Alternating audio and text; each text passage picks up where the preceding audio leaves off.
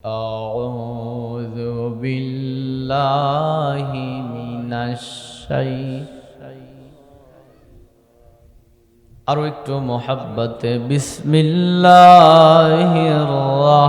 রহমানির রহিম আরাআইতাল্লাযী ইউকাযযিবু বিদ্দীন فذلك الذي يدع اليتيم ولا يحض على طعام المسكين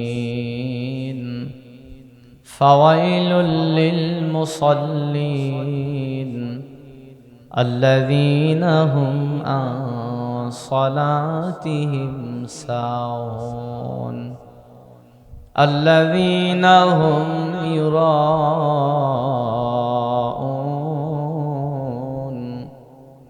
ويمنعون الماعون তেলাওয়াতকৃত সূরাটার নাম হলো সূরা আল মাউন। কি নাম বললাম? সূরা আল মাউন কি আমাদের সিরাজগঞ্জের ভাষায় বলে আরায়তাল্লাযীর সূরা। আপনারা কি গ্রাম্য ভাষায় মাউন সূরা চিনেছেন? হ্যাঁ, আরায়তাল্লাযী বলে। মাশাআল্লাহ। সূরা মাউন হলো মহাগ্রন্থাল কোরআনুল কারীমের 107 নম্বর সূরা। আয়াত আছে 7টা। সূরাটা মাক্কি সূরা। মাউন শব্দের অর্থ হলো সহায়তা। আল্লাহ পাক বলেন আরাআইতা, আপনি কি দেখেছেন? আল্লাযী, যে ইউকাযযিবু, মিথ্যা প্রতিপন্ন করে, বিদ্দীন, বিচার দিবসকে, ফা অতঃপর, যালিকা, সে হলো, আল্লাযী, যে ইয়াদুউ, ধাক্কা দেয়, ইয়াতীম, এতিমদেরকে, ওয়া, এবং, লা, না, ইয়াহুদ্দু, উৎসাহিত করে না, আলা, ব্যাপারে, খাদ্যদানের ব্যাপারে, তুআমিল মিসকিন, মিসকিনদের খাদ্যদানের ব্যাপারে, ফা অতঃপর, অয়লুন, ধ্বংস, মুসল্লিন, মুসল্লিদের জন্য, আল্লাযীনা হুম আন সলাতিহিম সাহুন, যারা তাদের নামাজের ব্যাপারে উদাসীন, আল্লাযীনা হুম ইউরাউন, যারা লোক দেখানো কাজ করে, সালাত কায়েম করুক, যাই করুক, লোক দেখানো কাজ করে, ওয়ায়ামনাউন আল মাউন, এবং নিত্য প্রয়োজনীয় গৃহস্থলী দ্রব্যাদি মানুষকে দেওয়া থেকে বিরত থাকে। এটা হলো সূরাটার বঙ্গা অনুবাদ। আমার ডান পাশে বসা হাজরা আলেমের ওস্তাদ আমাদের মাথার মুকুট বসে আছে। আমি কথা বললে হুজুর আমার সাথে একমত পোষণ করবেন আশা করি, কারণ আমি কোরআন থেকে কথা বলবো। হুজুর মাঝে মাঝে আমাকে সাপোর্ট দিলে আমার কথা বলাটা আরো সহজ হবে। বাম পাশে বসে আছে উদীয়মান তরুণ আলোচক, আমাদের পিছনেও আছে, ডান বামে, সামনে পেছনে, ডানে বামে অনেক আলেম ওলামারা বসে আছেন। আমার কথা বুঝতে আপনাদের সহজ হবে বেশি, সাধারণ মানুষও বুঝতে পারবে আশা করি।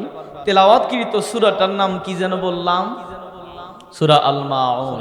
সূরা আল মাউনের শব্দ আছে 25টা, অক্ষর আছে 125টা।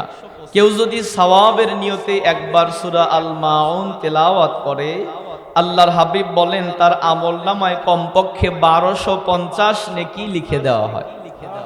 এটা হলো সর্বনিম্ন নেকি, মানে মুমিনের আমলনামায় এক হরফ তেলাওয়াতে সর্বনিম্ন হলো 10 নেকি। যদি কেউ বুঝে তেলাওয়াত করে তাহলে সওয়াব আরো বৃদ্ধি পাবে, বাড়তে থাকবে, বেড়ে যাবে। বোঝার জন্যই কোরআনুল কারীমের মাহফিলে বসা। আল্লাহ পাক কি বলেছেন আমরা আলোচনায় চলে গেলাম, বোঝার চেষ্টা করব, আল্লাহ যেন সহজ করে দেয়। আমরা পড়ছি আল্লাহুম্মা আমিন। আল্লাহ রাব্বুল আলামিন বলেন আরাআইতাল্লাযী ইউকাযযিবু বিদ্দীন। মুফাসসিরগণ বলেন এখানে হামজা জবর আ, হামজা জবর, জোরে বলেন হামজা জবর। মুফাসসিরগণ বলেন এখানে হামজা জবর আ দিয়ে আল্লাহ পাক শব্দ শুরু করেছেন, বাক্য শুরু করেছেন। হামজা জবর আ দিয়ে শুরু করার কারণে আল্লাহ পাক অবাক বুঝিয়েছেন। আল্লাহ পাক বলেন হে রাসূল, পৃথিবীতে এমন কিছু মানুষ আছে যাদেরকে আপনি দেখবেন যারা আল্লাহর দেয়া জমিনে থাকে, আল্লাহর দেওয়া রিজিক খায়, কিন্তু তারা কিয়ামত দিবসকে অস্বীকার করে, অবিশ্বাস করে। যারা কিয়ামত দিবসকে মানে না তারা হলো কাফের। তারা কারা? জোরে বলেন। যারা বলে কিয়ামত দিবসকে বিশ্বাস করি না, কিয়ামত দিবসকে যারা মানে না তারা হলো কাফের। আল্লাহ পাক বলেন, হে রাসূল আপনি কিছু মানুষকে দেখতে পাবেন যারা কিয়ামত দিবসকে অস্বীকার করে। মুমিন কখনো কিয়ামত দিবসকে অস্বীকার করতে পারে না। আর কিয়ামত দিবসের প্রতি কারো যদি কিঞ্চিত পরিমাণে সন্দেহ থাকে, নামাজ রোজা হজ যাকাত যাই থাকুক না কেন সব আমল নষ্ট হয়ে যাবে, সে বুঝতেও পারবে না, কিয়ামতের ময়দানে এটার কোনো প্রতিদান পাবে না। আল্লাহ রাব্বুল আলামিন ডাক দিয়ে বলে, হে রাসূল আপনি কি দেখেন না এমন কিছু মানুষ আছে যারা কিয়ামত দিবসকে অস্বীকার করে? তাহলে যারা কিয়ামত দিবসকে অস্বীকার করে তারা হলো কাফের। আর মুমিন কিয়ামত দিবসকে স্বীকার করে, এজন্য মুমিনের 24টা ঘন্টা ইবাদত হিসেবে গণ্য হয়। কেউ যদি বাথরুমে ঢুকতে বাম পা দিয়ে প্রবেশ করেছে, জুতা স্যান্ডেল পায়ে আছে, মাথা হাত ঢাকা আছে, যত সময় ওয়াশরুমে বসে থাকবে তার আমলনামায় সওয়াব লেখা হবে। একটু আস্তে কোন সুবহানাল্লাহ। আমার বন্ধুরা, আল্লাহ পাক বলেন, নবীজি আপনি দেখবেন কিছু মানুষ আছে যারা কিয়ামত দিবসকে অস্বীকার করে। তাহলে আমরা যারা এখানে আছি, আমরা কি বিচার দিবসকে মানি নাকি মানি না? আরো আস্তে কোন, মানেন নাকি মানেন না? কিয়ামত দিবসকে যারা অস্বীকার করে তাদের কিছু দোষের কথা আল্লাহ পাক পরবর্তী আয়াতে বলেন। আল্লাহ রাব্বুল আলামিন বলেন, আমার সাথে পড়েন, ফাযালিকাল্লাযী ইয়াদুল ইয়াতীম। যারা কিয়ামত দিবসকে অস্বীকার করে তাদের একটা দোষ হলো তারা এতিমদেরকে গলা ধাক্কা দিয়ে বের করে দেয়। মক্কার মুশরিকদের একটা স্বভাব ছিল, কারো যদি বাপ মারা যেত, যদি সন্তানাদি রেখে যেত, তাদের ভিতরে যদি ছোট ছেলে থাকতো যারা তীর আর ধনুক চালাতে জানে না, তারা এই সন্তানাদিদেরকে ভাগ দিত না। তারা বলতো যে সন্তান ধনুক চালাতে জানে না সে বাপের সম্পত্তি থেকে ভাগ পাবে না। আমাদের সমাজেও অনেক বড় ভাই এরকম আছে, ছোট ভাইয়ের সম্পত্তি থেকে অবৈধভাবে বেশি করে লিখে নেয়। আছে না নাই? কিয়ামতের ময়দানে যার কারণে জবাবদিহিতার সম্মুখীন হতে হবে। আল্লাহ পাক বলেন, হে রাসূল আপনি কি দেখেন নাই যারা কিয়ামত দিবসকে অস্বীকার করে তাদের একটা দোষ হলো তারা এতিমদের সাথে খারাপ আচরণ করে। জাহিলি যুগের একটা স্বভাব ছিল, জাহিলি যুগে একদিন গরু জবে হয়েছে, পশু জবে হয়েছে। পশু জবে হওয়ার পরে মাংস বন্টন হচ্ছিল, বন্টিত মাংস সবাই নিয়ে গেল। কিছু এতিমেরা চারপাশে দাঁড়িয়েছিল, এতিমদেরকে তারা তো দেয়ই নাই, বরং গলা ধাক্কা দিয়ে বের করে দিয়েছে। আল্লাহর হাবিব দূর থেকে তাকিয়ে দেখার পরে চোখের মধ্যে পানি নিয়ে কান্না করে আল্লাহ পাকের কাছে দোয়া করলেন, রব্বুল আলামিন এই দিন আর কতদিন চলবে? মানুষরা এভাবে মানুষের সাথে অন্যায় আচরণ করবে। আল্লাহ পাক ডেকে বললেন, হাবিব আমার, আমি আপনাকে এমন একটা ধর্মের শিক্ষা দিয়েছি, এমন একটা দিন ইসলাম দিলাম। আমার দিনের শিক্ষা হলো বাপের সম্পত্তি যদি সন্তানাদি ভাগ বাটোয়ারা করে নেয়, সেখানে যদি এতিমেরা গিয়ে উপস্থিত হয়, আল্লাহর নবী বলেছেন এতিমদের হাতে কিছু করে সম্পদ হলেও উঠায় দিও, কোনো এতিম যেন খালি হাতে ফিরে না যায়। নবীজি বলেছেন কেউ যদি এতিমের মাথায় হাত বুলায়, তার হাতের নিচে যতগুলো চুল পড়বে অনুরূপ সওয়াব আল্লাহ তাআলা আমলনামায় লিখে দিবে। আল্লাহর নবী আরো বলেন, সাহাবীরা শোনো, কেউ যদি এতিমের অভিভাবকত্বের দায়িত্ব নেয়, নবী বলেন এতিমের অভিভাবক আর আমি নবী এরকম পাশের জান্নাতে থাকবো। নবী আমার এতিমদেরকে বড় ভালোবাসতেন। এই যে গত কয়েকদিন আগে আমাদের মাঝ থেকে ঈদুল আজহা বিদায় নিয়ে চলে গেল। আল্লাহর হাবিবের একটা স্বভাব ছিল, হলো রাসূল যখন ঈদগাহ মাঠে যেতেন, আগে আগে ঈদগাহ মাঠে যেতেন। ঈদগাহ মাঠ থেকে বের হওয়ার সময় সবার পিছনে বের হতেন, যেন সকলের সাথে দেখা সাক্ষাৎ হয়। নবী আমার ঈদের নামাজ আদায় করেছে, ঈদের নামাজের পরে ঈদগাহ মাঠ থেকে বের হবে। আল্লাহর নবী তাকিয়ে দেখে সবাই ঈদগাহ মাঠ থেকে বের হয়ে গেছে। ঈদগাহ মাঠের একটা কণের ভিতরে ছোট্ট একটা বাচ্চা বালির ভিতরে বসে আছে। রহমত রহমতের নবীর নজরে পড়ে গেল। নবী চলে গেলেন, বাচ্চাটার কাছে গিয়ে বললেন, বাবু সবাই বাড়ি চলে গেছে, তুমি যাওনি কেন? ছোট্ট বাচ্চাটা মাথা উঠিয়ে বলে, সবাই চলে গেছে, তুমিও চলে যাও, তুমি কেন এখানে দাঁড়িয়ে আছো? আল্লাহর হাবিব ডেকে বলে, বাবু কেন, কি দুঃখ তোমার, তুমি বলো, তুমি কেন ঈদগাহ মাঠ থেকে বাড়ি যাচ্ছ না? ছোট্ট বাচ্চাটা বলে, তোমাকে বলবো না, তুমি চলে যাও। নবী আমার বলে, কাকে বলবে? বাচ্চাটা বলে, আমার মনের দুঃখ যে মানুষটা বুঝবে, আমি তাকে আমার মনের কথাটা বলবো। আল্লাহর নবী বললেন, বাবু তোমার মনের দুঃখ কে বুঝবে, কাকে তুমি বলতে চাও বলো? ছোট্ট বাচ্চাটা ডেকে বলে, তোমাকে বলবো না, আমার মা একজন মানুষের নাম বলে দিয়েছে। আমার মা বলেছে, ছেলেরে মদিনাতে তোমার দুঃখ বোঝার মতো একজন মানুষ আছে, তার নাম হলো মুহাম্মাদুর রাসূলুল্লাহ। জবান খুলে পড়েন সাল্লাল্লাহু আলাইহি ওয়াসাল্লাম। রহমতের নবী আমার দাঁড়িয়ে ছিল, বসে গেল, ডেকে বললেন, বাবু তুমি কি ওই মোহাম্মদ মোস্তফা নবীকে চেনো? বাচ্চাটা ডেকে বলে, না আমি চিনি না। নবী বললেন, বাবু রে, আমি অন্য কোনো ব্যক্তি নয়, আমি হলাম ওই মোহাম্মদ মোস্তফা নবী। ছোট্ট বাচ্চাটা ডেকে বলে, তুমি যদি মোহাম্মদ নবী হও, তাহলে তোমার কথাই আমার মা আমাকে বলে দিয়েছে। আমার মা বলেছে, মদিনাতে শুধুমাত্র মোহাম্মদ মোস্তফা নবী তোমার মনের দুঃখ বুঝবে। আল্লাহর নবী ডেকে বললেন, বাবু কি দুঃখ তোমার, তুমি আমাকে বলো। ছোট্ট বাচ্চাটা কান্দে আর বলে, ওগো নবীজি, আমার দুঃখ হলে পৃথিবীতে আমার বাবা বেঁচে নাই, আমার মায়ের অন্যত্র বিবাহ হয়েছে, আমার দাদা দাদিও নাই, নানা নানিও নাই, কার কাছে আমি থাকবো? আমি আমার ওই মায়ের সাথে ওই বাবার বাড়িতে থাকি, কিন্তু আমার ওই বাবা আমাকে মেনে নিতে পারে না, যার কারণে কথায় কথায় ধমক দেয়, গলা ধাক্কা দিয়ে বের করে দেয়। আজকে ঈদের দিন সবাই নতুন কাপড় পরেছে, আমি আমার ওই বাবাকে বললাম, সবাই নতুন কাপড় পরেছে, আমাকে কেন একটা নতুন কাপড় কিনে দেও নাই? আমার ওই বাবা আমাকে থাপ্পড় লাগিয়ে দিয়েছে। আমার মা আমার কাঁধের ভিতরে হাত দিয়ে বাহির বাড়িতে এনে বলে, বেটারে তোমার দুঃখ বোঝার মতো মদিনাতে একজন মানুষ আছে, তার নাম হলো মুহাম্মাদুর রাসূলুল্লাহ সাল্লাল্লাহু আলাইহি ওয়াসাল্লাম। এ কারণে আমি ঈদগাহ মাঠে চলে এসেছি। আল্লাহর নবী ডেকে বলে, বাবু রে কি দুঃখ তোমার, তুমি বলো। বাচ্চাটা ডেকে বলে, নবীজি আমার প্রথম দুঃখ, আমি এতিম, আমার বাবা নাই। নবী আমার কান্দে আর বলে, বাবু রে তুমিও এতিম, আমিও এতিম, তোমার বাবা নাই আর আমার বাবাও নাই, মাও নাই। ছোট্ট বাচ্চাটা ডেকে বলে, নবীজি আমার তো মন চায় সবাই ঈদগাহ মাঠ থেকে তার আব্বার কাঁধে উঠে বাড়ি যায়, আমারও তো মন চায় আমি আমার আব্বার কাঁধে উঠে বাড়ি যাই। এখানে অনেকে বসে আছেন বাবা, ছোট্টবেলার কথা বারবার ঈদের দিন মনে পড়ে যায়।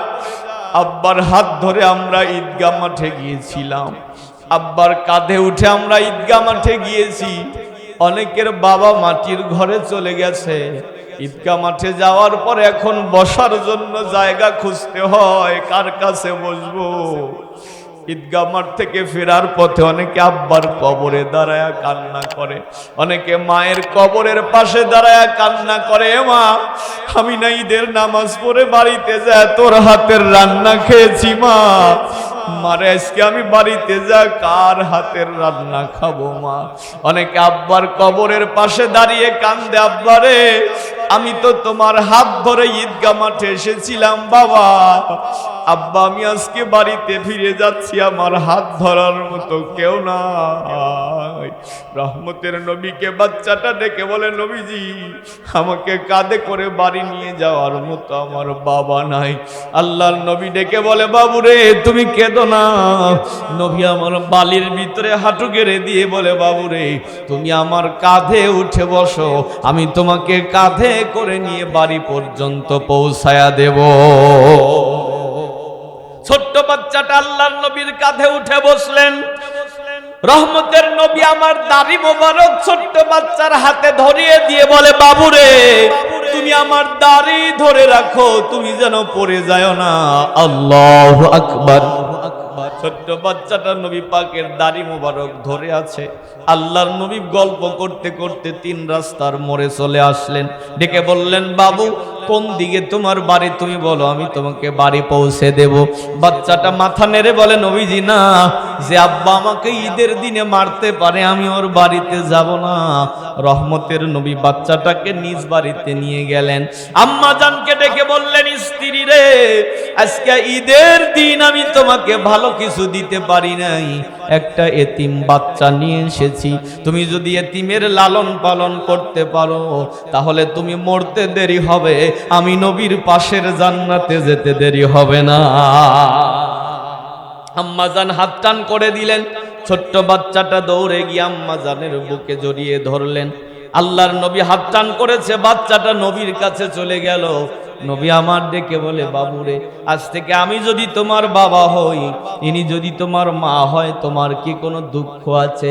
ছোট্ট বাচ্চাটা কাঁদতে কাঁদতে হেসে দিয়েছে, ওগো নবীজি, আজ থেকে আপনি যদি আমার বাবা হন, ইনি যদি আমার মা হয়, তামাম পৃথিবী যদি আমাকে ছেড়ে চলে যায়, আমার কোনো দুঃখ নাই।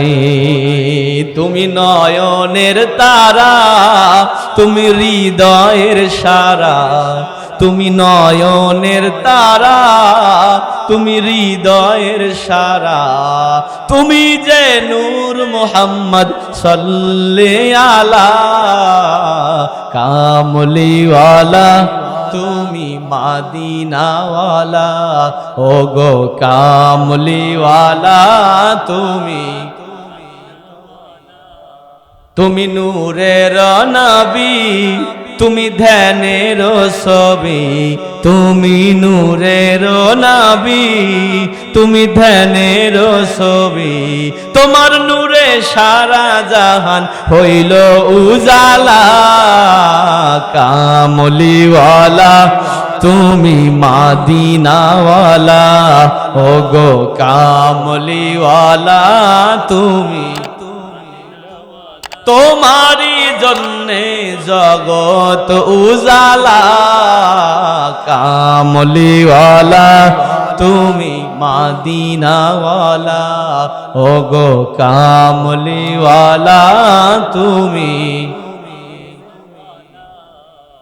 খারাপ লাগতেছে, আজও যদি কেউ নবীর ভালোবাসা চায়, আজও যদি কেউ নবীর মোহাব্বত চায়, সে যেন নবীর মাদ্রাসার সাথে সুসম্পর্ক করায়।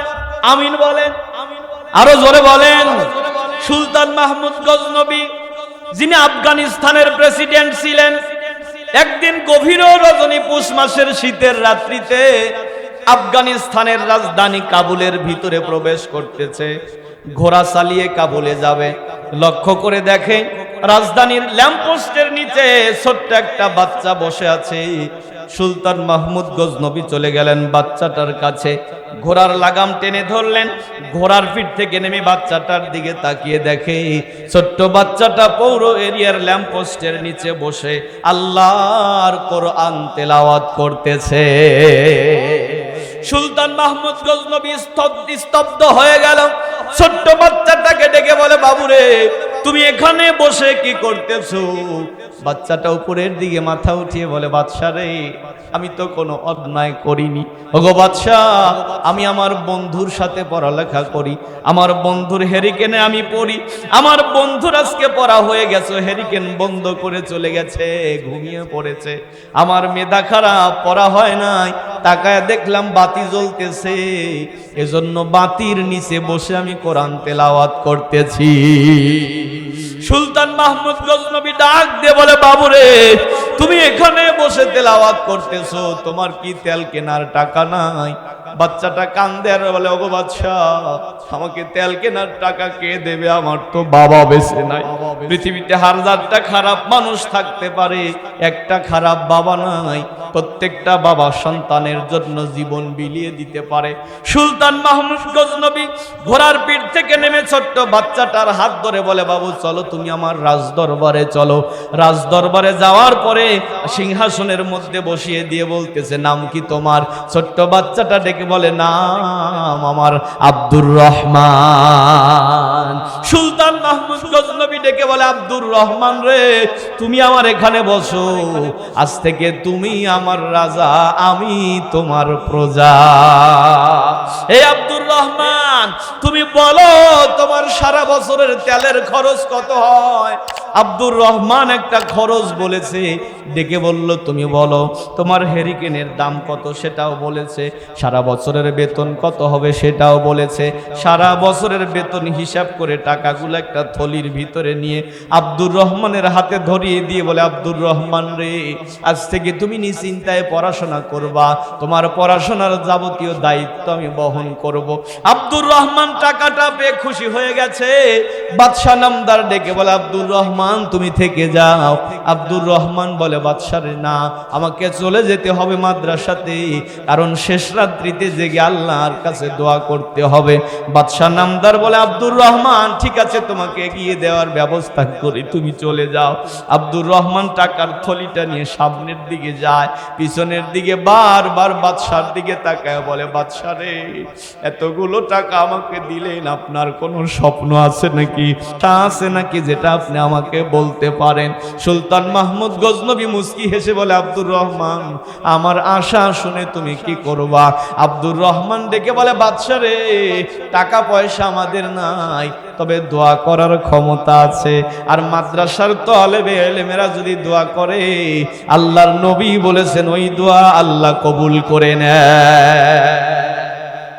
সুলতান মাহমুদ গজনবী ডেকে বলে, আব্দুর রহমান, তুমি যদি আমার জন্য দোয়া করতে চাও, তাহলে দুইটা দোয়া আমার জীবনের জন্য তুমি করতে পারো। কি দোয়া? এই আব্দুর রহমান, 12 বছর হলো আমি আলাদা বিছানায় ঘুমাই, 12 বছর হলো আমি তাহাজ্জুদ নামাজ পড়ে ঘুমাই, 12 বছর হলো আমি নফল নামাজ পড়ে ঘুমাই, পবিত্র বিছানায় ওযু করে ঘুমাই, 12 বছর হলো দরুদ শরীফ পড়তে পড়তে ঘুমাই। আমার জীবনের একটা স্বপ্ন, আমি যেন স্বপ্ন যোগে আমার নবীজিকে দেখতে পাই। কিন্তু আব্দুর রহমান রে, 12 বছরে একটা রাত্রিতেও আমি আমার নবীকে স্বপ্নে দেখি নাই। তুমি যদি আমার জন্য দোয়া করতে চাও, তাহলে আমার জন্য একটু দোয়া করিও, আমি যেন আমার নবীজিকে স্বপ্ন যোগে দেখতে পাই। নবী নবী করে আর কত কাল আমি কাঁদবো, আপন নয়নে কবে যেন, আপন নয়নে কবে যেন নূর নবীকে আমি দেখবো। নবী নবী করে আর কত কাল আমি কাঁদবো। এ আব্দুর রহমান, তুমি যদি মাদ্রাসাতে যাও, আমার জন্য দোয়া করিও, আমি যেন আমার নবীজিকে স্বপ্ন যোগে দেখতে পাই। আব্দুর রহমান বলে, বাদশাহ ঠিক আছে, আমি চলে গেলাম। একটা উজিরকে বলল, তুমি নামিয়ে দিয়ে এসো। বাদশাহ নামদারের অনুমতিতে আব্দুর রহমানকে নিয়ে মাদ্রাসাতে নামিয়ে দিয়েছে। সুলতান মাহমুদ গজনবী বলেন, আমি রাত্রিবেলাতে যখন ঘুমাতে যাব, গভীর রজনী হয়েছে, এজন্য কয়েক রাকাত নামাজ পড়েছি, মাত্র দরুদ শরীফ পড়ে আমি ঘুমিয়ে গেছি। ডান কাত হয়ে ঘুমাতে দেরি হয়েছে, আমার নবীজি স্বপ্ন যোগে আসতে দেরি হয় নাই। নারে তাকবীর, নারে তাকবীর। আমার নবীজি স্বপ্ন যোগে এসে দেখা করেছে। আমি স্বপ্ন যোগে আমার রসুলকে দেখার পরে কলিজা আমার শীতল হয়ে গেল। রসুল আমার সাথে দেখা করে যখন চলে যাবে, আমি আমার নবীজিকে পিছন থেকে জড়িয়ে ধরে বললাম, ওগো নবীজি, 12 বছর হলো তোমার জন্য আমি কেঁদে কেঁদে ঘুমাই, 12 বছর হলো আমি আলাদা বিছানায় ঘুমাই, 12 বছরে একটা বারও তুমি স্বপ্ন যোগে দেখা দাও নাই। আজকে সে স্বপ্ন যোগে দেখা দিলে কোন সে কারণে? নবী নবী আমার ডেকে বলে, ও সুলতান মাহমুদ গজনবী রে, মাদ্রাসাতে আব্দুর রহমান বসে বসে দোয়া করতেছে, আর আমার আল্লাহ আমাকে দেখার ব্যবস্থা তোমাকে করে দিয়েছে। সুলতান মাহমুদ গজনবী ডেকে বলে, বাদশা ডেকে বলে, নবীজি আমার একটা চা আছে, আমি জানতে চাই সমস্ত পৃথিবীর সবচেয়ে দামি মানুষ কারা, যাদের সান্নিধ্যে আমি থাকতে চাই, যাদের পায়ের জুতো আমি সোজা করে জীবন কাটাতে চাই।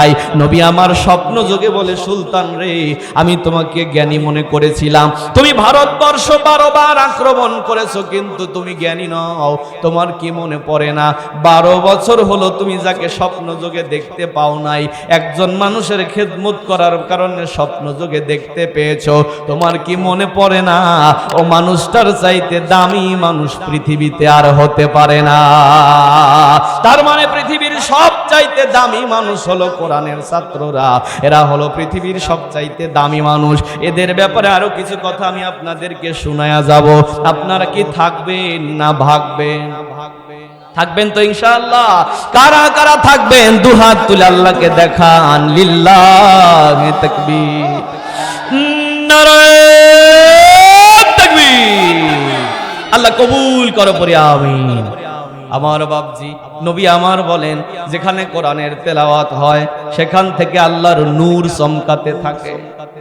আস্তে কন, আরো আস্তে কন। আমরা যেরকম আকাশের দিকে তাকালে আকাশের তারকারাজি দেখতে পাই, রসুল বলেন আকাশের বাসিন্দারা জমিনের দিকে তাকালে তারকা দেখতে পায়। সাহাবায়ে কেরাম প্রশ্ন করলেন, হুজুর আকাশের মধ্যে তারকা আছে আমরা দেখতে পাই, জমিনের মধ্যে তারকা কোথায় থাকে? ওই ফেরেশতারা কোথায় তারকা পায়? রসুল বললেন, যেখানে কোরআনের তেলাওয়াত হয় সেখান থেকে আল্লাহর নূর চমকাতে থাকে, আর আকাশের বাসিন্দারা এটাকে তারকার মতো দেখতে পায়। আল্লাহর নবী আরো বলেছেন, সাহাবীরা তোমরা জান্নাতে যাওয়ার আশা করো? সাহাবায়ে কেরাম বললেন, হ্যাঁ আশা করি। নবী বললেন, জান্নাত কার আশা করে? সাহাবীরা বলে, নবীজি তা তো জানি না, জান্নাত কি আবার আশা করে?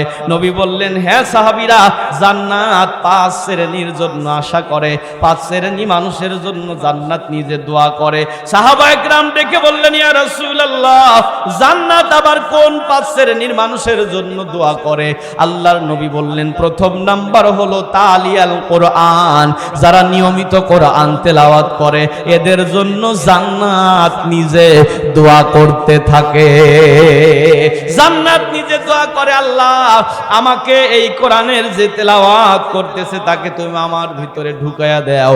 আমরা বর্তমানে কোরআনের তেলাওয়াত ছেড়ে দিয়েছি, ঘরে কোরআনের তেলাওয়াত হয় না, জানালার পাশে কোরআনের তেলাওয়াত হয় না।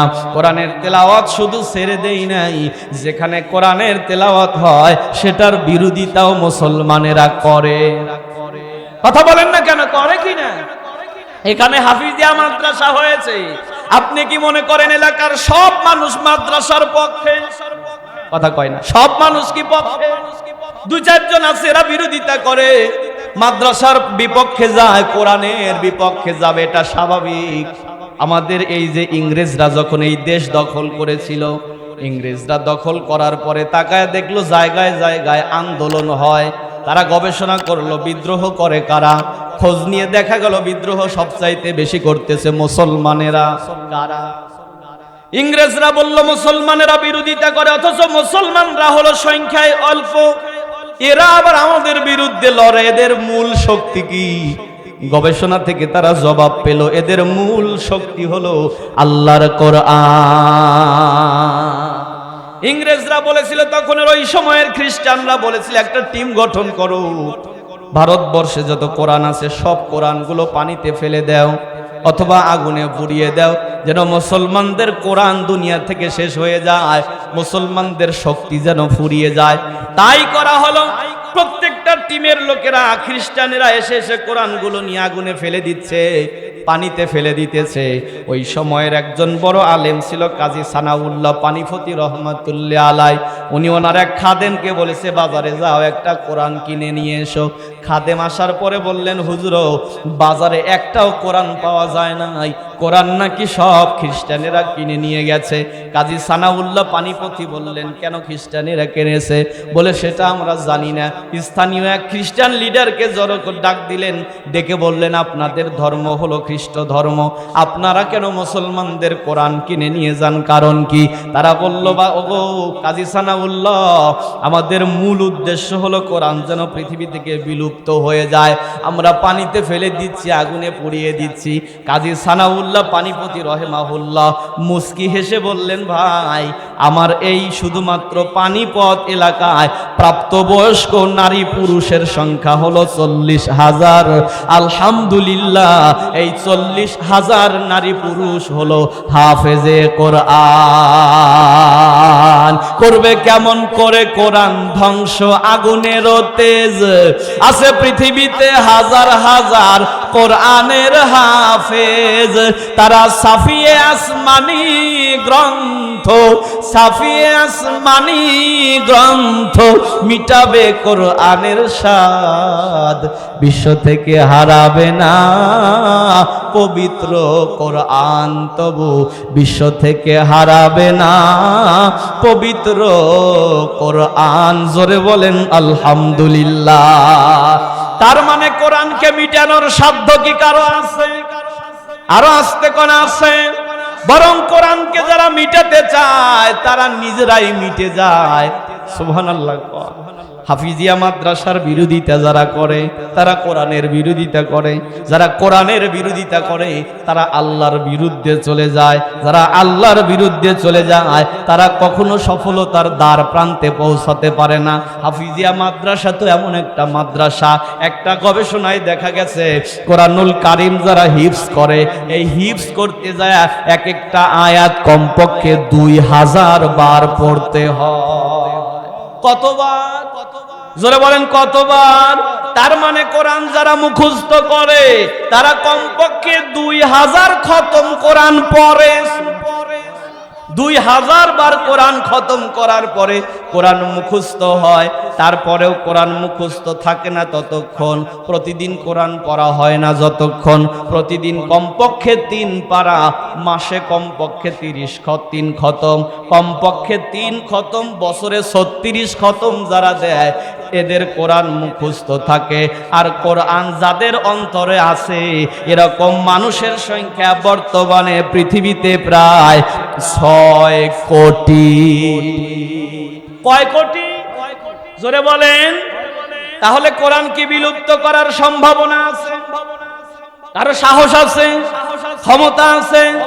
আমরা ওদিকে যাব না, কাম টু মেইন পয়েন্ট, আরো একটু পিছনের দিকে ফিরে যাই। আল্লাহ পাক বলেন, হে রাসূল, যারা কিয়ামত দিবসকে অস্বীকার করে তাদের একটা দোষ হলো তারা এতিমদের সাথে খারাপ আচরণ করে। আর 3 নাম্বার আয়াত আমার সাথে পড়েন, ওয়ালা ইয়াহুদ্দু আলা তুআমিল মিসকিন, তারা মিসকিনদেরকে খাবার দিতে উৎসাহ দেয় না। কষ্ট হচ্ছে? আয়াত যেন কয়টা? 7টা। 3 নম্বর আয়াতে গেছি, মানে অর্ধেক প্রায় শেষ, তাই না? মিসকিনদেরকে খাবার দানের ব্যাপারে উৎসাহ দেয় না। কথাটা বুঝতে হবে, একটা হলো তারা মিসকিনকে খাওয়ায় না, নাকি উৎসাহ দেয় না? কোনটা বলেন তো? হ্যাঁ, উৎসাহ দেয় না, খাওয়ায় তো নাই। কেউ যদি খাওয়াতে চায় সেখানে যায় আরো কি দেয়? উস্কানি দেয়, বাধা দেয়। এমন মানুষ আমাদের ভিতরে নাই। কথা কয় না? নাই। আপনার বাপ মরছে, আপনি বলবেন যে কিছু লোক খাওয়াবো, দেখবেন কিছু মানুষ আপনাকে বলবে যে এই আমাদের গ্রাম্য ভাষা, মানুষ খাওয়া কোনোদিন সুনামের ভাগী হওয়া যায় নাই রে, মানুষ খাওয়ালে দুর্নামের ভাগী হওয়া লাগে, এই দিন এই দান্দা বাদ দে, মানুষ খাওয়ান লাগবে না। এমন মানুষ কি সমাজে নাই? অথচ রাসূলের কাছে প্রশ্ন করা হলো, গো নবীজি, সমস্ত পৃথিবীর সব চাইতে উত্তম আমল কোনটা? নবীজি জবাবে বললেন, উত্তম আমল হলো আম, মানুষকে খাওয়ানো, এটা হলো উত্তম আমল। এরা চিন্তা করতেছে হুজুর খাওয়ার দাম গেছে, এই সুবহানাল্লাহ কয় না, কৌসে বাপুরে, জোরে বলেন সুবহানাল্লাহ। মানুষকে খাওয়ানো হলো উত্তম আমল। অনেকে আছে খাওয়ায় না, আবার দুর্নামের চিন্তা করে। দুর্নাম কি বোঝেন আপনারা? যাদের দুর্নাম করার স্বভাব তারা সব সময় করে, বুঝেন ভাই? আপনি যদি তাকে হলকুম পর্যন্ত খাওয়ান, ও যাওয়ার সময় বলবে একটা পান দেও, পান সিবাইতে যাবে আর বলবে পানে চুন কম ছিল, মানের দুর্নাম একটা করাই লাগবে। আর অপরের বাড়িতে খাবারের দুর্নাম সবচাইতে বেশি করে সে, অন্যের পাতে কোনোদিনও ভাত বাড়ে নাই যে কোনোদিন মানুষকে খাওয়ায় নাই, ওই শুধু মানুষের বাড়ির খাওয়ার দুর্নাম করে। কারণ ও তো জানে না মানুষকে খাওয়াইতে গেলে কলজা কত পুর হওয়া লাগে। কথা কয় না রে, ঠিক না? ও জানে না যে মানুষকে খাওয়াইতে গেলে কলজা পুর হওয়া লাগে, এই জন্য মানুষের বাড়ির খালি খাওয়ার দুর্নাম করিয়া যায়। এমন মানুষ কি সমাজে না? এখন আপনারা বলবেন যে হুজুর মাঝে মাঝে আপনারাও তো কন যে মানুষকে খাওয়ানোর বদলে এই টাকা মাদ্রাসাতে দিয়ে দিও, তাও সওয়াব পাইবে, খাওয়া সওয়াব পাইবে না। আপনারা কন কে মাঝে মাঝে? আমরা মাঝে মাঝে না করি কেন জানেন? একটা কারণে না করি, আল্লাহ বলেছে খাওয়াবে কাকে? তো আমুন, কথা কয় না, খাওয়াবে কাকে? কথা বলে না, খাওয়াবে কাকে? মিসকিনকে। আমরা খাওয়াই কাকে? হ্যাঁ, তেলা মাথায় তেল দেওয়া মনুষ্য জাতের রোগ। বাপ মরছে, এই জায়গা দাওয়াত দিতে গেলে খোঁজে হইল প্রমাণিক কেডা, মেম্বার কেডা, চেয়ারম্যান কেডা, কে সমাজের প্রধান, কাক খাওয়াইলে আমি কোনোদিন বিপদে পড়লে ওই যে বিচারে আমার পক্ষ নিয়ে কথা বলবে। আমরা এই তেলালা গুলোকে দাওয়াত দিয়ে খাওয়াই। গরিব মিসকিন যদি আমরা দুই চারটা দাওয়াত পায়, ও ঠেলতে ঠেলতে জাগা দেয় হইলো ওই দোপা পালানে আর খেরে পালার গোড়ে। ওর পর্যন্ত জাতি জোটে হইলো পাতলা ডাইল আর বয়লারের গোস্ত। কথা কয় না? যারা প্রতিদিন গরুর গোস্ত খেতে পারে, তারা বাড়ির মানুষের বাড়িতে দাওয়াতে গেলে ওর কপালেই 15 টুকরো পড়ে। যে কোরবানির গোস্ত ছাড়া গরুর গোস্ত পায় না, ও দাওয়াতে গেলে ওর কপালে জোটে না। কথা কয় না? ওই বড় লোক কত আছে বাড়িতে আপনার 4 টুকরা আলু 1 টুকরা গোস্ত দিয়ে ঘুইটে ওই আলু আর ঝোল খায়, কয় এটাই তো স্বাদ লাগে। আর মানুষের বাড়ি খাইবে রসলি কয় যে গোস্তর মধ্যে আলু দিছে, এতে কি খাওয়া যায়? এই বইলে আলু টোকা দিয়ে ফালা দেয়। আছে না ভদ্রলোক, গোস্তের সাথে একটা হাড্ডি আছে, হাই গোস্ত সহ ফালা দিছে, তেল আছে গোস্ত ফালা দিছে। অথচ গরিব মানুষ যে দাওয়াত পায় না, কোনোদিন পায় না গরুর গোস্ত, ওর কপালে জোটেই নাই। ও যাওয়ার সময় কইতেছে যে এরসা বাইতেই ভালো খায়। কথা কয় না? এই জন্য আমরা মাঝে মাঝে বলি আপনারা যে খাওয়ান আমরা মাঝে মাঝে খাওয়াই, এই খাওয়ানোর চাইতে দান করিয়া দেওয়া ভালো। আল্লাহ বলছে খাওয়াবে কাকে? কথা কয় না, কাকে? আল্লাহর রাসূল বলেন কিয়ামতের ময়দানে আল্লাহ পাক কিছু বান্দাকে ডেকে বলবে, গোলাম আমি কতদিন তোমার ঘরের দরজায় হাত পাতলাম, তুমি আমাকে দেও নাই। আমি রাস্তার ধারে হাত পেতেছিলাম, তুমি ফিরিয়ে দিয়েছিলে। বাড়িতে কতবার গেলাম, তুমি আমাকে দেও নাই। মানুষটা অবাক হয়ে বলবে, আল্লাহ আপনি আবার কবে আমার বাড়িতে গেলেন আর আমি আপনাকে ফিরিয়ে দিলাম? ও আল্লাহ, আমি যদি আপনাকে দেখতাম, আমার স্থাবর অস্থাবর যা কিছু আছে সব কিছু আমি আপনাকে দিয়ে দিতাম।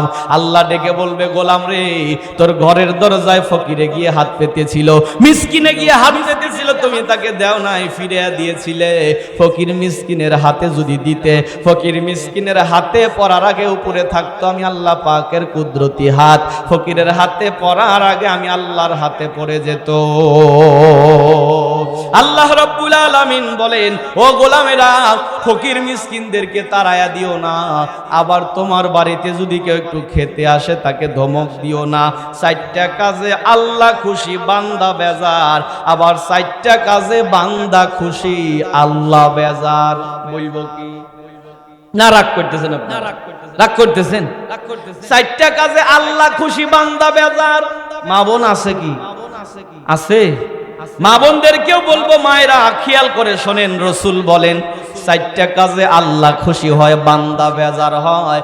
এর মধ্যে প্রথম নাম্বার হলো, আল্লাহ যখন কারো উপরে খুশি হয় তখন তাকে কন্যা সন্তান দান করে। আর যার ঘরে কন্যা সন্তান হয় তার পরিবার সহ বেজার হয়ে যায়। ভুল বললেন? মেয়ে মানুষ কন্যা সন্তান হইলে অনেকেই, এই বাংলাদেশে অনেক রিপোর্ট আছে যে শ্বশুর বাড়িতে খবর দিছে মেয়ে হয়েছে, ওই কুলাঙ্গার মিষ্টি না পাঠায় মিষ্টির খোলের ভিতরে মাটি পাঠাইয়া দিচ্ছে। নাউজুবিল্লাহ। অথচ নবীজি বলেছেন কোন বাড়িতে যখন কন্যা সন্তানের জন্ম হয়, ঘরের দরজার দুপাশে দুইজন ফেরেশতা দাঁড়িয়ে বলে, ওগো কন্যা সন্তানের অভিভাবক, তুমি যদি তোমার এই মেয়েটাকে সঠিক শিক্ষায় শিক্ষিত করে আদর সোহাগ ভালোবাসা দিয়ে সঠিক পাত্রে পাত্রস্থ করতে পারো, তোমার একটা মেয়ে তোমার জন্য একটা জান্নাত। নবীজি বলেছেন একটা মেয়ে একটা জান্নাত, শর্ত হলো তিনটা। প্রথম নাম্বার, মেয়েকে ভালোবাসতে হবে কম না বেশি ছেলের চাইতে। নবী কোথাও যাওয়ার সময় সবার শেষে যার কাছ থেকে বিদায় নিতেন তার নাম হলো ফাতেমা। কোথাও থেকে ফেরার পথে প্রথম যার সাথে দেখা করতেন তার নাম হলো ফাতেমা। আর আমাদের অনেকে আছে মিয়া বিয়ে দিছে তে ডালি উপর করছে, 5 বছর হয়ে গেছে আর খবরই নেয় না। এরকম বাপ কি সমাজে না? নবীর সামনে দিয়ে এক সাহাবী যাচ্ছে, রাসূল বললেন আইনা জিতু, কোথায় যাও? সাহাবী বললেন বাজারে যাচ্ছি। কেন, কি করবা? আমার ছেলের জন্য একটা জামা কিনবো। রাসূল বললেন দাঁড়াও, তোমার কি শুধু ছেলে এই মেয়ে কি নাই? সাহাবী মুস্কি হেসে বললেন হুজুর একটা কন্যা সন্তানও আছে। নবী বললেন আগে মেয়ের জন্য কিনবা তারপরে ছেলের জন্য কিনো। আর আমার সমাজে অনেকে আছে মেয়ে হলে মুখ কালা করে, অথচ নবী বলেছেন তোমার একটা মেয়ে তোমার একটা জান্নাত। আমার সমাজের অনেক মা বোন আছে, মায়েরা আমি আপনাদের উদ্দেশ্যে কিছু কথা বলে যাই, লম্বা সময় কথা বলার সুযোগ হবে না। নবী বলেছেন একটা মহিলা যদি 4টা আমল করে, কোন নারী যদি 4টা আমল করে, আল্লাহ তার জন্য 8টা জান্নাতের দরজা খুলে দেয়। আমল কয়টা? আরো আসতে। প্রথম নাম্বার হলো সাল্লাত খামসাহা, 5 ওয়াক্ত নামাজ পড়া। আমরা নামাজ পড়তে হবে, আমাদেরকে নামাজ নাই কিছুই নাই, নামাজ আছে সব আছে। সুবহানাল্লাহ। আমার মা বোনদেরকে বলবো মায়ের 1 নাম্বার নামাজ পড়া, 2 নাম্বার হলো সামাত শাহরহা, রমজান মাসে রোজা রাখা, 3 নাম্বার আতাআত বালাহা, স্বামীর আনুগত্য করা। আমার মা বোনেরা নামাজ পড়ে আবার পড়ে না, রোজা রাখে আবার রাখে না, কিন্তু স্বামীর আনুগত্য যেটা এটা করতেই চায় না। এইবার জোরে কইছে কি বলবো? স্বামীর আনুগত্য কাকে বলে? হাদিসের ব্যাখ্যা হলো 2টা, অভিযোগ আর চাহিদা, 2টা জিনিস করা যাবে না। আজকে আমার আপনার ঘরে যে পরিমাণ সম্পদ আছে, সাহাবীদের ঘরে কি এত সম্পদ ছিল? আমার আপনার ঘরে যা আছে বাইরে বের করে দিলে দোকান হয়ে যাবে, অথচ শান্তি নাই। আর সাহাবীদের ঘরে অল্প ছিল, শান্তি ছিল, কারণ তাদের পরিবারে অভিযোগ আর চাহিদা ছিল না। আর যে পরিবারে অভিযোগ আর চাহিদা যত বেশি, অশান্তি তত বেশি। নবী আমার মদিনার বাজার থেকে আয়েশার জন্য কিনেছে সাদা শাড়ি। কি শাড়ি? আস্তে কও। নবীজি আয়েশাকে বিবাহ করেছিলেন, আয়েশা ছিল ছোট্ট মানুষ, জানেন না? এই ছোট মানুষের জন্য সাদা শাড়ি কি পারফেক্ট হয়েছে? রাসূল প্যাকেট করে নিয়ে গিয়ে বলল আয়েশা আমি তোমার জন্য কিনেছি, এটা আমার পছন্দ। আয়েশা সিদ্দিকা প্যাকেট খুলে দেখে নাই, বুকে লাগায় আর মুখে লাগায় বলে আলহামদুলিল্লাহ রাসূল আপনারও পছন্দ আমারও পছন্দ। নবী বললেন আয়েশা ঘরের ভিতর থেকে পরিধান করে এসো। আয়েশা সিদ্দিকা ঘরে গেছে, শাড়ি পরে নবীর সামনে এসে দাঁড়িয়েছে। নবী আমার হাতটা টান করে বলে আয়েশা এদিকে এসো। আয়েশা সিদ্দিকা যখন কাছে এসেছে নবী বলেন আয়েশা দাঁড়াও, আমি তোমার জন্য কিনেছি সাদা শাড়ি, তুমি পরেছো রঙিন শাড়ি। আয়েশারে কার এনে দেওয়া শাড়ি তুমি পরিধান করলে? আয়েশা সিদ্দিকা চমকে উঠে থমকে দাঁড়িয়ে বলে নবীজি না, প্যাকেটের ভিতরে সাদা শাড়ি ছিল না, রঙিন শাড়ি ছিল। নবী বললেন না আমি সাদা শাড়ি কিনেছি। আয়েশা সিদ্দিকা বলে না নবী আমি রঙিন শাড়ি পেয়েছি। রাসূল বললেন আয়েশা তুমি কি মিথ্যা কথা বলতেছো? আয়েশা সিদ্দিকা বলে নবীজি না আমি মিথ্যা কথা বলিনি। জিবরাইল আমিন হাজির হয়ে গেছে, ডেকে বলে ইয়া রাসূলুল্লাহ আপনার আয়েশার প্যাকেট খুলে দেখে নাই, আলহামদুলিল্লাহ বলে বুকে লাগায়া ঘরে নিয়ে গেছে। আমি জিবরাইলকে বলেছি যাও জিবরাইল যাও, আয়েশার প্যাকেট থেকে সাদা শাড়িটা জান্নাতে রেখে জান্নাত থেকে একটা রঙিন শাড়ি আয়েশার প্যাকেটে ঢুকায়া দাও। ওগো নবীজি আপনি যেদিন মারা যাবেন জান্নাতের ভিতরে আপনাকে এই সাদা শাড়ি দেখানো হবে, যার সাথে যার বান্ধা আছে রে মন। রাসূল বললেন স্বামী আর স্ত্রীর মধ্যে যদি মোহব্বত থাকে ওই পরিবারে আল্লাহর রহমত বর্ষিত হয়। নবী আমার যখন ফাতেমাকে বিবাহ দিচ্ছিলেন ডেকে বলল, এমা ফাতেমা, আমি তোমাকে দুইটা নসিহত করি মারে। এক নাম্বার, আমার আলী যেন জীবনে কোনোদিন দুই ডাক দেওয়া না লাগে। দুই নাম্বার, আমার আলী যেন কোনোদিন তোমার উপরে রাগ করে না থাকে। যদি তোমার উপরে রাগ করে, দোষ যদি তোমার হয়, এই অবস্থায় তোমার যদি মরণ হয়, আমি নবী তোমার জানাজার নামাজ পড়াবো না। হযরতে ফাতেমা তো জোহরা তাই মেনেছে, স্বামীর বাড়িতে গেছে, হাসান হোসাইন বড় হয়ে গেছে। তারপরেও হযরতে আলী বলেন, আমি যখন একটা ডাক দিতাম ফাতেমা লাব্বাইক বলে দরজা খুলে দিত। হযরতে আলী ডেকে বলে, ফাতেমা তুমি কি ঘুমাও না? ফাতেমা ডেকে বলে, ওগো স্বামী, আপনি আমার জীবনের অনেক বড় দামি, আপনি বাইরে থাকলে আমি ঘুমাতে পারি না, দরজার সাথে পিঠ লাগায়া ঘুমায়। হযরতে আলী ডেকে বলে, ফাতেমা রে তুমি ঘুমিয়ে যেও, আমি তোমাকে ডাক দিলে তুমি জেগে উঠিও। ফাতেমা ডেকে বলে, স্বামী রে, এক ডাক দেওয়ার সাথে সাথে যে দরজা খুলে দেই, এটা আমার বাবার আদেশ আর মায়ের স্বভাব।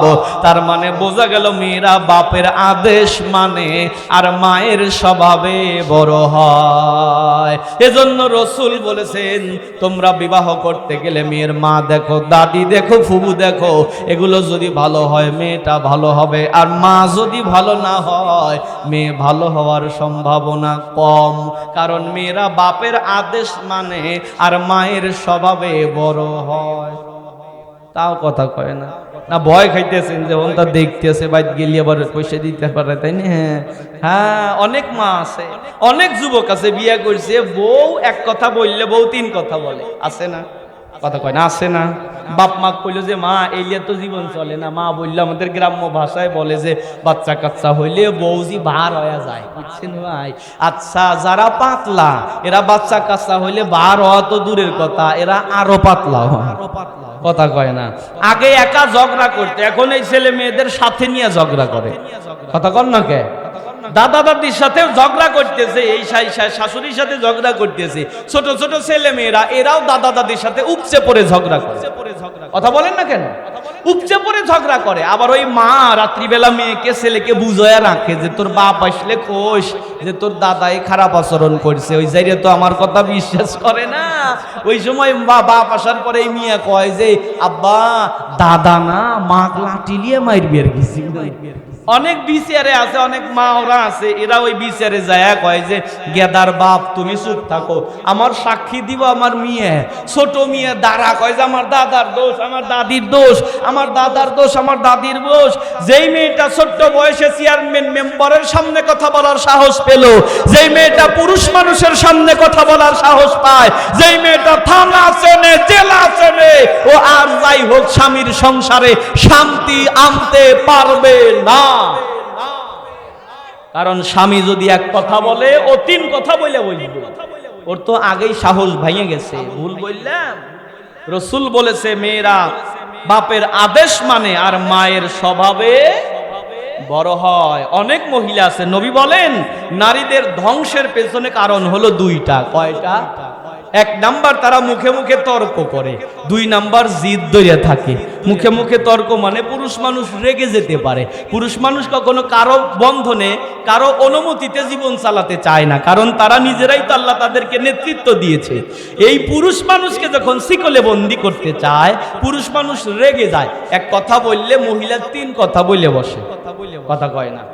আছে না? আমাদের সমাজে অনেক ঝগড়া হয়, এই যে বলছে যে একটা বাড়ি দেব কিন্তু একটা থাপ্পড় দেব, ওই মহিলা কয় যে মার যাইয়া মার, মার যাইয়া মার।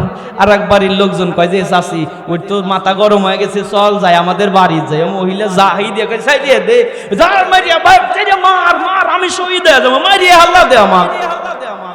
কথা কয় না? এই যে বেটা চল মানুষের সামনে এই আচরণ করলে পুরুষ মানুষ কি সহ্য করতে পারে?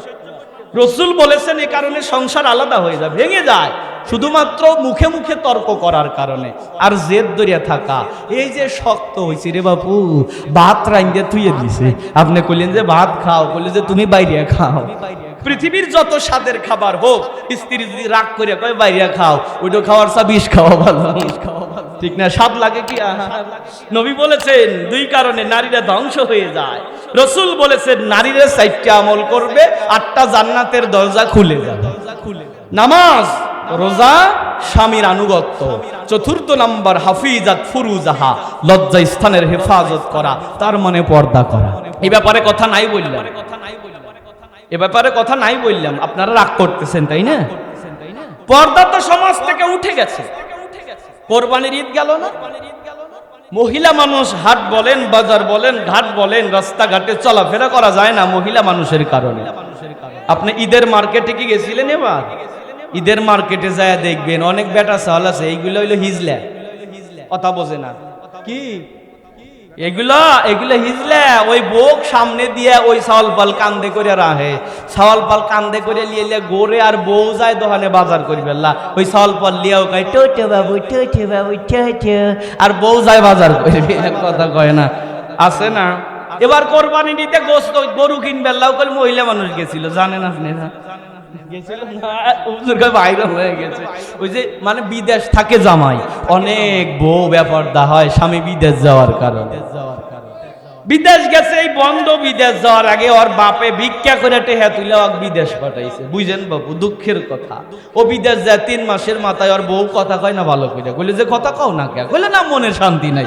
কি শান্তি নাই? বলে যে তোমার আমার চালপাল মরিয়া হাইছে। বললো কে চালপাল মরবে কেন? বললো যে তোমার বাপে যা বাজার করে এ আমার চালপাল খায় না, পচা বাগুন, পচা আলু, পচা পটল আনে। ওই বিদেশটা কয় যে সামনে মাসটা তোক বেতন পাঠামু, তুই বাজারে যাস। পরের মাসে এই বিদেশির বোর অ্যাকাউন্টে টিয়া দেয়, ওই বুক ফুলা হুজুরে কয় যে বুড়া ডন খেয়া আমি গেলাম বাজারে, কথা কয় না? কোরবানির ঈদের ভিতরে ফোন দিছে, তোরা কয়জন হইছিস? কইলে 6 জন। কইলে আমাকে ভাগে নে। কইলে টাকা কই তোর বাবির কাছে তা লিস। বাবির কাছে গেছে, বাবি টাকা দেন গরু কিনতে যাব। বাবি কইল যে আল্লাহ তোমাদের পছন্দ আছে, আমার পছন্দ নাই, আমিও যাব। এই গরু কিনবার গেছে, ওই যে একটা মিশু গাড়ি অটো ভ্যানে 6 জন বেটা চাল 3 পাশে বইছে, মাঝখানে বাবি বসে থেকে যাইতেছে। এই বেটা চাল তো বাজারে জাতি, কথা বোঝে না, এ তো বাটা চালাইতেছে।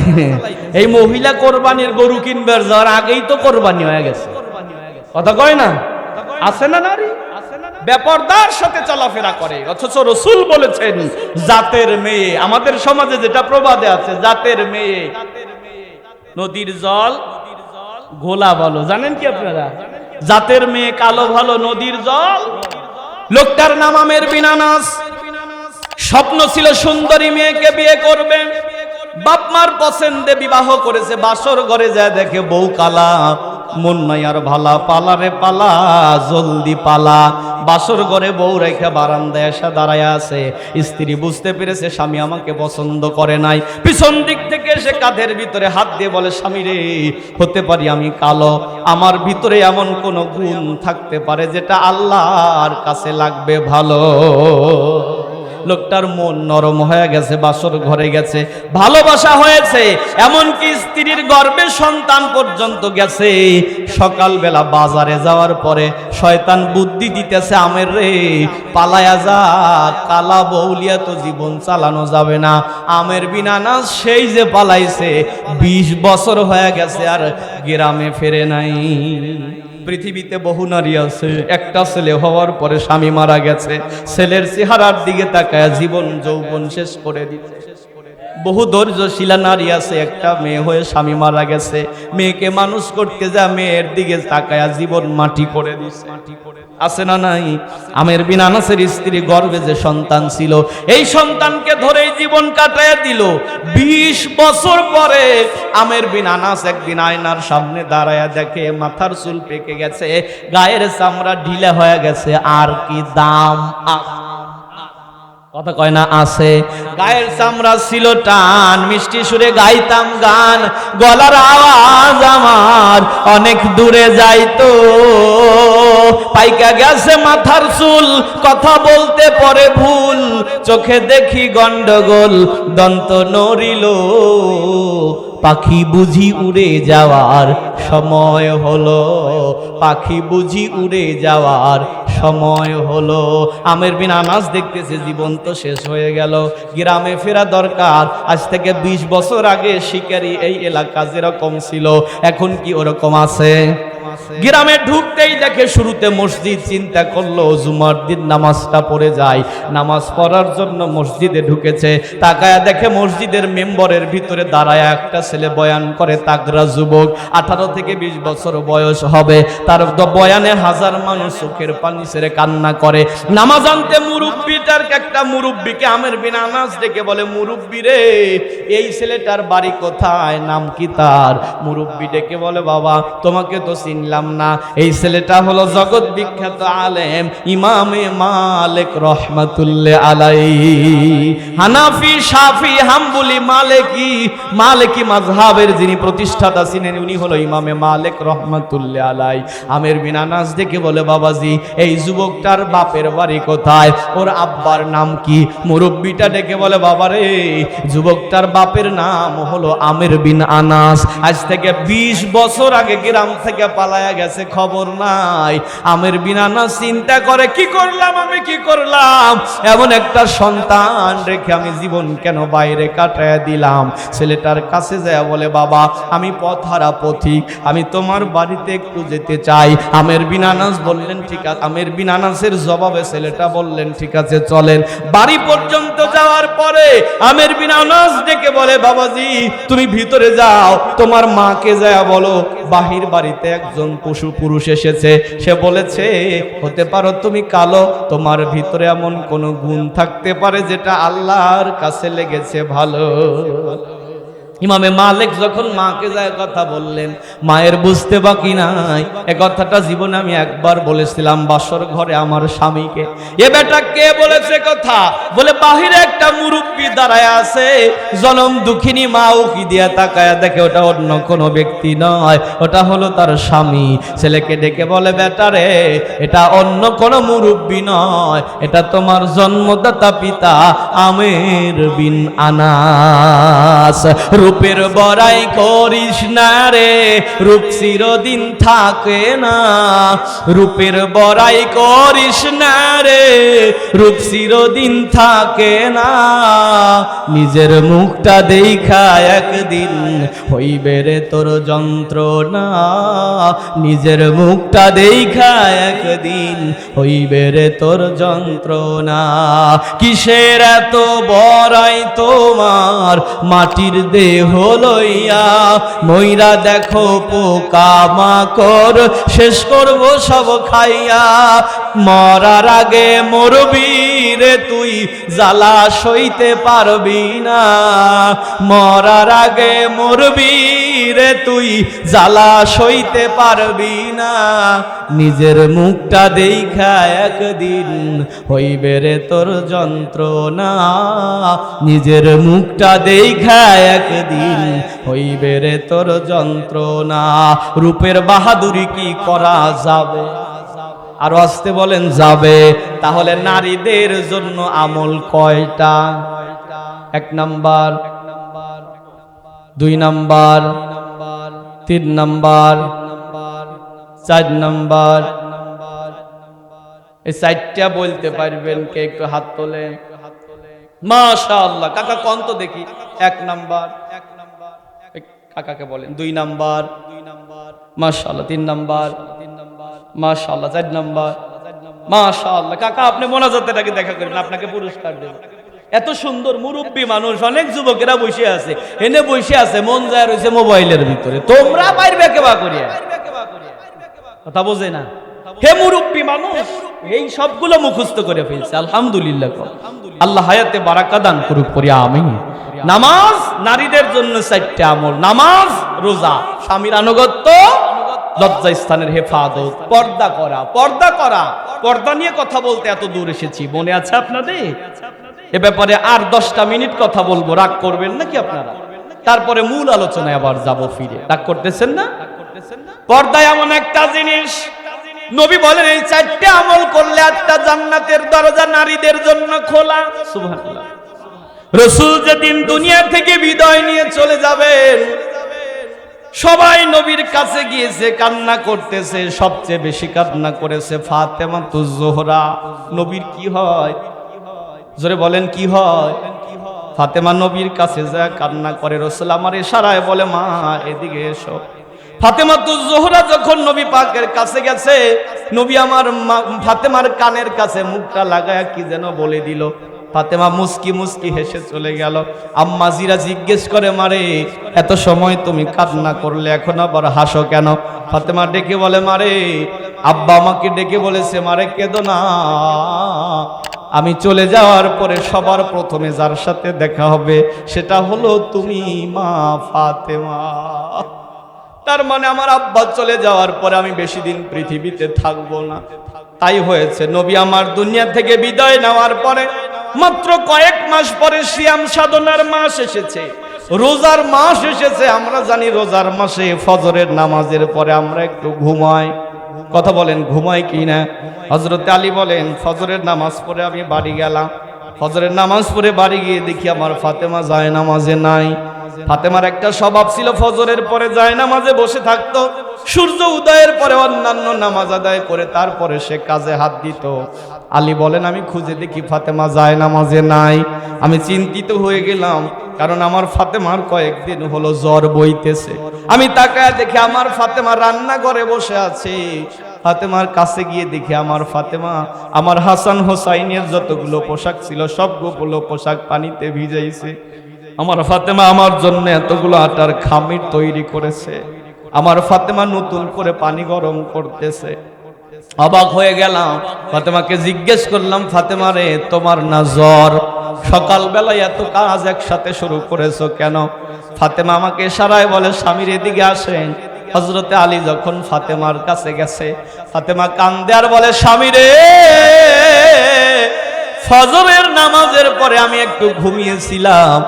ঘুমের ঘরে স্বপ্নে দেখি আমার আব্বাজান আমার ঘরের ভিতরে এসেছে। আমার আব্বা আমার ঘরে এসে আব্বা কি যেন খুঁজতেছে। আব্বার পিছন দিক থেকে গায়ের ভিতরে কাঁধের ভিতরে হাত দিয়ে